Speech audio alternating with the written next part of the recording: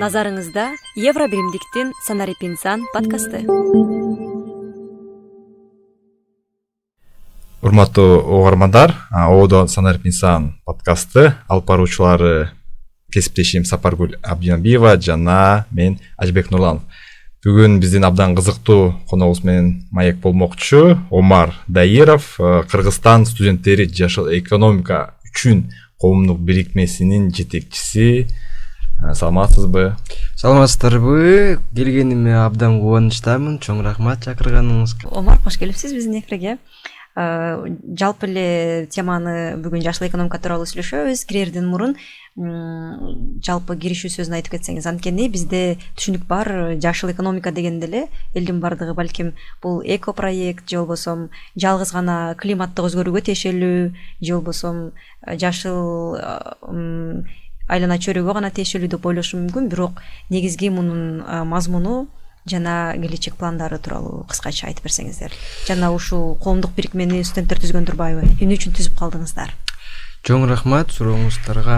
Негизинде жашыл экономика жөнүндө сүйлөп атканда биз бир чоң тенденциялар менен тааныштырып кетебиз. Азыр негизи дүйнө жүзүндө эки тенденция бар, эки крупный тенденция. Биринчи цифровизация деп коебуз. Кибер, дата сайенс, блокчейн деген ар кандай долбоорлор, санариптиштүү долбоорлор. Экинчи тренд ал экологизация деп коет. Ал жашыл кесиптер, жашыл энергетика, жашыл промышленность катары, жашыл негизи эко катары. Жашыл дегенде жаратылышка эң кичинекей же андан тышкары вообще болбогон негизи жаман терс таасир көрсөтүү жаратылышка как раз таки минималдуу түрдө болот да. Ошо биринчи тренд санарип жөнүндө негизи Кыргызстан иш алып барып атат, өлкөбүз иш алып барып атат, чоң долбоорлорду жасап атабыз, өнүктүрүп атабыз. Бирок жашыл экологизация трендин, жашыл экономика трендин Кыргызстанда мынакей 2019-жылдан бери башталган. 3 эле жыл болду, аябай деле көп эмес негизи. Ошо экинчи трендти өнүктүрөлү деп Кыргызстаныбызды жашыл жол менен өнүктүрөлү деген ой максат менен ошо коомдук бирикмебизди ачканбыз. Негизинде азыр климат өзгөрүп атат, өзүңүздөр билесиз, биздин мөңгүлөрүбүз эрип атат. Негизинде азыр Индонезияда G20 деген встреча өткөрүлүп атат. Ошо дүйнө жүзүндө 196 өлкө бар. 196 өлкөнүн ичинде 20 эле өлкө страны G20, особо развитые страны деп коебуз. Дүйнө жүзүнө аябай чоң жамандык кылат.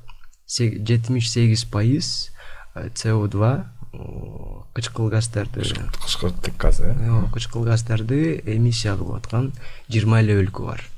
Калган 176 өлкө ошондон жөн эле страдать этип жабыр кылып атат. Ошондуктан Кыргызстан дүйнө жүзүнө негизи 0,02% ал кычкыл газдарын эмиссия кылганынан эчтеке сезилбей атат да дүйнө жүзүнө. Бирок биз Орто Азияда жайгашкан, океандардан аябай алыс жайгашкан өлкө катары, сковородканын ичинде катары сезип атабыз да климат өзгөрүүнү. Ошо мөңгүлөрүбүз эриген үчүн аябай коопсуздугубуз чоң суроодо.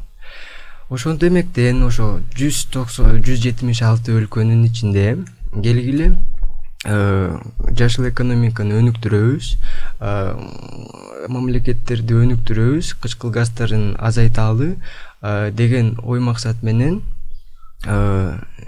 фонд түзүлгөн. Аябай көп фонддор, жашыл климаттык фонду, глобальный экологический фонд дегендер көп. Фонддун жогору бюджети $100 миллиард.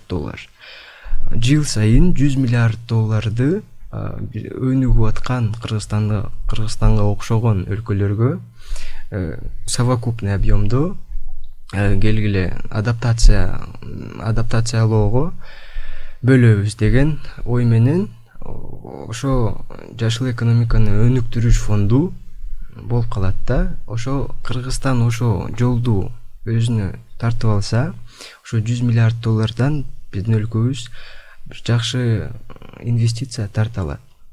Көптөгөн инвестиция тарта алат. Биздин илимибизди өнүктүрүүгө, система образования өнүктүрүүгө, ар кандай жашыл кесиптерди өнүктүрүшкө ошо фонддордон акчаны тарта алабыз. Ошо фонддор менен иштөөгө, жашыл кесиптерди популярдуу түрдөгө, анан дагы климаттын өзгөрүүсүн көрсөтүүсүнө биздин коомдук бирикмебиз түзүлгөн. Биз 2020-жылы ачылганбыз. Ошондой эле студенттер 1-2 курста болуп, Кыргызстаныбызды кандай өнүктүрөбүз, экономикабызды кандай өнүктүрөбүз, кайсы жол менен кылабыз, ар кандай экономикалык теорияларды изилдеп, бирок 2019-жылы биздин колубузга жашыл экономиканы өнүктүрүү концепциясы түшкөн да. Ошо концепцияны изилдеп, негизи Кыргызстаныбыздын жери аябай көп эмес. Агропромышленностьты өнүктүрсөк, жерибиз көп эмес. Кандай бир жолду тапсакпы деп ойлонгонбуз. Ошо жашыл экономиканы изилдеп, ар кандай агайлар менен талкуулашып, талкууларды жүргүзүп түшүндүк. Жашыл экономика бул бир эле жол, Кыргызстанды өнүктүрүш үчүн бир эле жол бар экен депчи.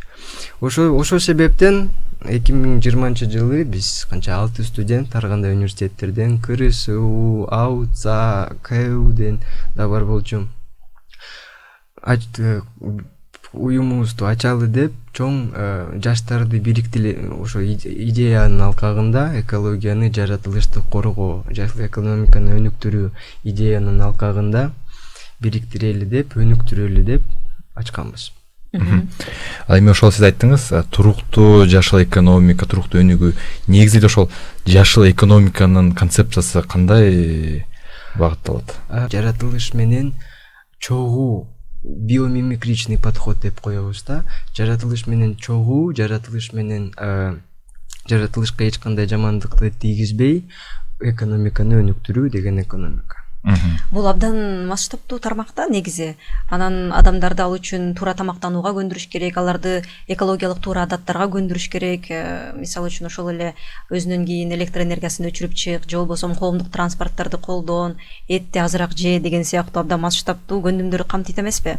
Анан силер студент катары кимдерге кантип таасир этебиз деп ойлоп атасыңар жана аракетиңер кандай болуп жатат азыр? Биринчиден сиз айтып кеткендей экологиялык адаттарды өнүктүрүү, айтуу деген ой негизинде биздин ата бабаларыбыз экологиялык адаттарды билчү, экология катары жаратылыш менен чогуу гармонияда жүрчү. Ысырап кылчу эмес алар. Ысырап кылчу эмес, сууну Кудай катары сезип, тоолорубузду Кудай катары сезип, жаратылышты Кудай катары сезип эле жүрчү. Ошону унутуп калдык да. Ошону негизи студенттерге айтып жүрөбүз. Бирок сиздин сурооңузга жооп берчүдөй, негизи биздин агайларыбыз бар. Ар кандай илим катарынан, ар кандай активисттер, ар кандай аябай разный прослойкадан да. Негизи биздин чоң агайыбыз Азамат Темиркулов негизи өзүнүн жашыл экономика мурас концепцияларын бизге билдирген, бизге айтып берген. Анан дагы көп эксперттер, Академия науктан да бар. Ошо бизге айтып, биз чогуу талкуулашып, жаштарды бириктирип, ошо маалыматты бөлүшүп, ошол маалымат менен жаштарды бизге чакырабыз. Анан ошо бизге келген жаштар кайра эле ошо илим академиясына барып, ошол эле агайлар менен сүйлөшүп, өзлөрүнүн концепцияларын түзүп, өзлөрүнүн региондорунда ошо маалыматты бөлүшүп жатышат. Силер көбүнчөсү калктын студенттер менен көрө жолугуп, балким онлайн, офлайн жолугушууларды өткөрүп, ушул маалыматтар бөлүшүп атасыңарбы? Студенттер жана жаштар, негизи жалпы жаштар менен жолугушуп атабыз. Өзүбүз 2 жылдан бери иш алып барып атабыз. негизинде биринчи чоң долбоорубузду биринчи климат өзгөрүү жаштардын конференциясы болчу. Былтыр өткөн негизи жайында Ошко барып, Караколго барып, Бишкекке барып, эксперттерди чогулуп алып, жаштарды бириктиргенбиз да. Ошо бир конференцияда климат өзгөрүү боюнча кандай максаттар, организациябызда кандай максаттар, эмне кылабыз деген маалымат менен бөлүшүп, жаштарды бизге өзүбүзгө тартканбыз. Анан ошо негизи чоң результаты бул биринчи Кыргызстан жаштарынын заявлениясы деп коет, арызы, позициясы. Ошо конференциясы, тараптардын конференциясы деп коебуз. Былтыр Глазго шаарында өткөн, Улуу Британияда. Ошо тараптардын конференциясына биринчи Кыргызстандын жаштарынын позициясын даярдап жибергенбиз. Биринчи жолу негизи Кыргызстан тарыхынын биринчи жолу Кыргызстан жаштары өзүнүн ой максаттарын кагазга жазып туруп, чоң деңгээлдеги конференцияга жеткирген. Кыргызстанды биринчи жолу бүт баары билип калды. Кыргызстан жаштары климатты билет экен деп. Ошондой эле биз чоң долбоорлорду жазып атабыз. Негизи биздин каржылаган эл аралык уюмдар бар, ОБСЕ деген, ПРООН деген, Европейский союз, Европа биримдигинин уюмдары. Биздин климат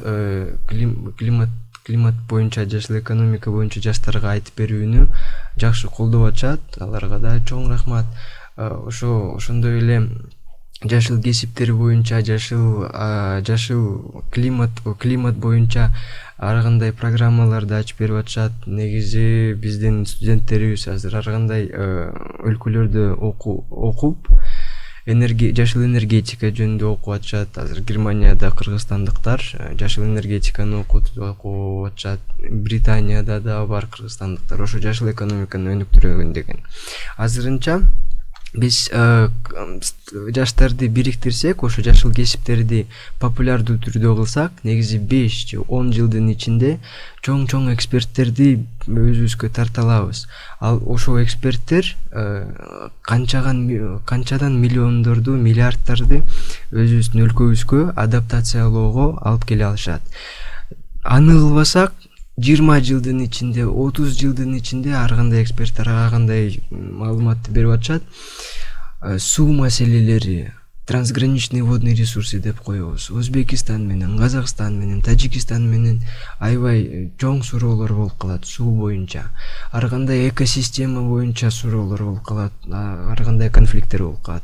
Азыр ошондо жаштарды бириктирбесек, азыр жаштарга айтпасак, анда 20-30 жылдын ичинде конфликттер көп болуп калат. Ошол себептен Омар, сиз абдан масштабтуу темаларга тийип атасыз.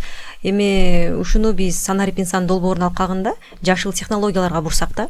Жашыл технологиялар багытында сиздердин бирикме кандай аракеттерди көрүп атат азыркы учурда Кыргызстандагы абалга байланыштуу? Биринчиден биз энергосберегающий, энергияны сактоо технологиялар жөнүндө айтышыбыз керек. Азыр Кыргызстанда чоң маселе бул энергияны сактоого. Негизи биздин коом билбейт кандай энергияны сактоого болот. Ошо жашыл технология боюнча энергия сактоону жаштарга билдиребиз. Кандай технологияларды, кандай композиттерди, кандай немелерди үйдү жылытыш үчүн, өзүнүн бизнестерин жылытыш үчүн кандай инструменттерди колдоно алат деген маалымат менен бөлүшөбүз. Бирок жашыл технологиянын ичинде биз кайратан жашыл энергетика суроосу болуп калат. Технологияны өнүктүрүш үчүн бизге энергия керек. Сиз билгендей эле биздин Кыргызстан энергия дефицит, энергетический кризисте абалыбыз аябай оор. Ошол себептен орусча возобновляемый источники энергии деп айтып коебуз. Ал суу, гэс деп, чакан гэстерди өнүктүрүш, чоң гэстерди өнүктүрүш, анан дагы күн панелдерин имплементациялоо, анан дагы ар кандай шамал установкаларды, шамал генераторларды өнүктүрүш катары ошо зеленая технология деп коебуз да. Ошону негизи жаштарга популярдуу түрдө айтып берип, кандай киловатт час, кандай ошо өнүгүү жолдору бар экени жөнүндө айтып берип атабыз. Азыр жаштар негизи өздөрүнүн бизнестерин ачып атышат. Ар кандай өздөрүнүн ар кандай идеялары болуп атышат. Бирок ошол идеялар көбүнчөсү эскирип калды да. Коричневый экономика деп коебуз. Коричневый экономиканы өнүктүрөбүз деген жаштар бар да. Ошолорго айтабыз, мынакей, азыр ошентсең, азыр мейли акча табасың, бирок 5 жылдын ичинде акчаң өзүңө тийбей калат. Туруктуу эмес. Ооба. Анан дагы ошол бизнести ачсаң, көп азыр жөн эле кейс айтып берем. Мисалы да. Көлдө болгонбуз, бир чоң жигит мынакей мал алам, азыр малдын баарын жайлоого жаям, азыр көп акча табам деген ою болгон. Идеясы. Биз айттык, азыр малды сатып аласың. Канча бир 100 кой аласыңбы, 200 кой аласыңбы, мейли өзүңүн шартыңа караша. Бирок 2 жылдын ичинде ошо жайлоолор чөп өспөй калат. Чөп маселеси азыр болуп атат. Ошону кандай чечесиң? Суроо берип калды. Кандай чечиш керек? Билбейм деп калды. Негизи малды өзүнүн сарайында чөптү даярдап келип, анан атайын баягы жерди бир эле мал менен эмес, ал иштетилип өсүп турушу керек. Ооба. Бир нече берип турушу керек. Ооба, бирок аны дагы да өнүктүрсө силос, синаш дегендер ар кандай технологиялар бар да. Ошо малды сапатын көбөйтүү, санын азайтуу деген ой максат менен ошо айтып бергенбиз. Анан өзү отуруп, баарын санап, ошондой экен, ошондой жол бар экен, өнүккөнгө жол бар экен деп өзү азыр долбоорду даярдап атат. Эми билбейм кандай болот.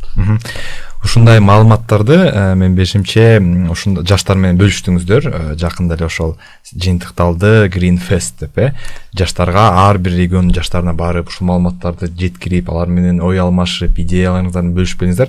Анан жыйынтыгы кандай болду? Сиз айтып кеткендей, мен кичине айтып кетейин. Ошо негизи долбоордун аталышы Green Nomads, жашыл көчмөндөр деген долбоорду даярдап чыкканбыз Европа биримдигинин каржылоосу менен. Ар бир региондо университеттерге барып, жалпы 1600-1700 студенттерге ошо жашыл экономика, климат боюнча, жашыл технологиялар боюнча маалымат айтып бергенбиз. Азырынча биринчи бул повышение информированности, маалыматты берүү, экинчи азыр шагыбыз, негизи планыбыз бул климаттык мектепти, климатическая школа деп коебуз, климат мектеби. 1 жылдык мектепти азыр иштеп чыгарып атабыз. Ар кандай региондордун активисттерине же активдүү болоюн деген жаштарга ошондой климат мектебин ачып атабыз. Ал мектеп негизи онлайн болот.